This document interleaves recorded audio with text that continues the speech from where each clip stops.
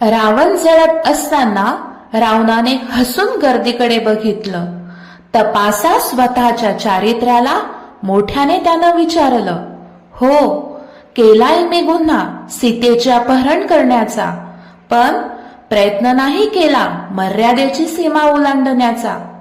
दिवसा ढवळ्या रस्त्यावर अब्रूचे लचके तोडतात आणि सभ्यपणाचा आव दाखवून दरवर्षी मला जाळतात. अरे, तुम्हा मानवांपेक्षा राक्षस ठरलो भारी, केला नाही अपमान सीतेचा माझ्या दारी. हुंड्याच्या लालसेपोटी तुम्ही हजारो सीता जाळल्या अन वंशाच्या दिवट्यासाठी गर्भात कळ्या मारल्या. हक्क नाही तुम्हाला मला बदनाम करण्याचा, प्रयत्न करा तुम्ही स्वतःचे चारित्र्य सुधारण्याचा. तुमच्या समाधानासाठी दरवर्षी मला पेटवा, पण पेटवण्याआधी तुमच्यातील राम मला दाखवा, राम मला दाखवा.